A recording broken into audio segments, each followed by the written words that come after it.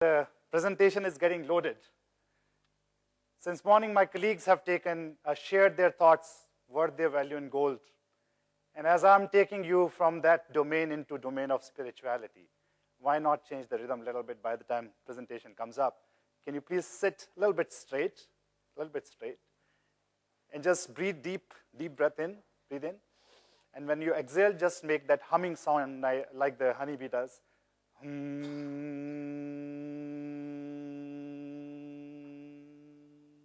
Once again, deep breath.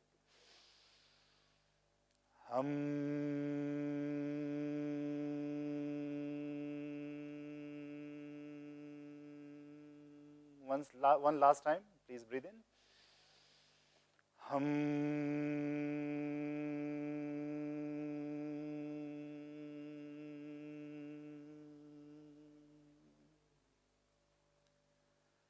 It is the degradation of the inner values.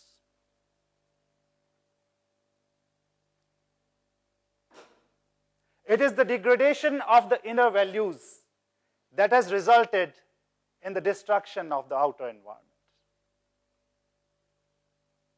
If you think of not just HR problems, problems of the world, I feel very connected with this statement. And I think the building block of all the problems or solutions, human failures and human successes, there's one essential component involved, nobody else but we as individuals. So when we talk about corporate governance, when we talk about peak performance, when we talk about corporations succeeding, human potential reaching its maximum capability, we have to remember at the very foundation cellular level of it is a human being. And it is that asset where we have to trigger that change.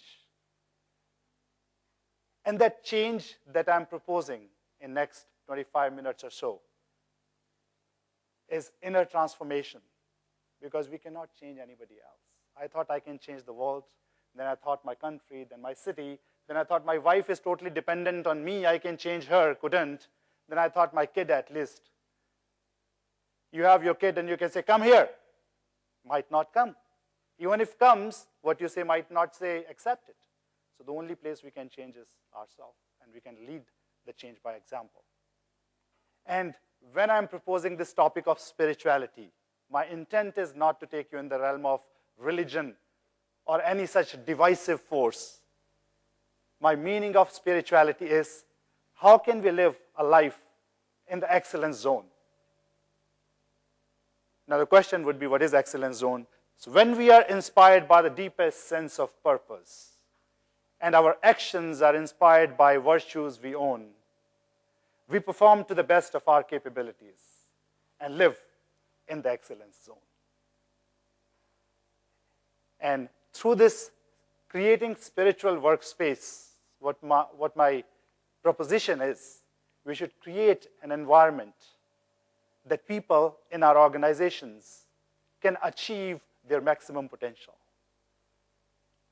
And I think the person or the organization, sub-organization that is responsible is no one other than all of us sitting here who are related with the human resources or human resource development. So what is in store for you today? Why we need spiritual workspace, how to create one. So we have discussed this morning a lot of what needs to be done. And I hope that by the end of my presentation, I give you some of the tools how we can achieve what we need to achieve to create a very ethical, clean governance in organization. I could not stay away from this virus of Gen X and Y. So we have discussed X and Y. X being those who are senior in the workforce, Y who are newcomers in the workforce. But be aware that there's that third generation, Generation Z, which is our potential workforce. And you know how they are changing? And you know why we need this spirituality in a very different form now? I do this presentation to students also.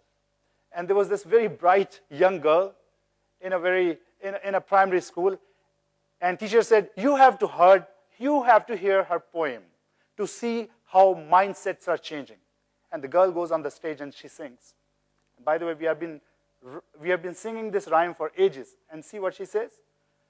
Twinkle, twinkle, little star, I don't wonder who you are. I have searched Google or Wi-Fi. You a ball of burning gases up in the sky. Twinkle, twinkle, little star. So the young generation is going to question everything. And what I mean by spirituality is, how do we take actions that are purposeful? And since without actions nothing can work, how do we make sure those purposeful actions are sincere and they are noble? And I believe that end effect in a long duration, sustainable basis would be happy organizations. And if people in organizations are happy, I think they'll be more productive and they'll have more happy customers. So we should start looking inwards as we are more focused outwards. The second reason why we need to have spiritual organization. A very brilliant, bright entrepreneur. It was his birthday. And his mentor, who is an experienced old gentleman, comes and gives him a packet very nicely wrapped. And he's thinking, wow, it has to be, some car key or something that I can wear, expensive watch. And what comes out of it is Srimad Bhagavad Gita.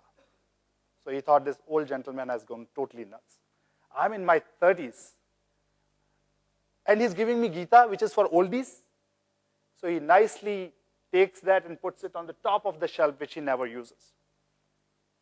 Fast forward, he's 55, 60-year-old. Kids have gone. They hardly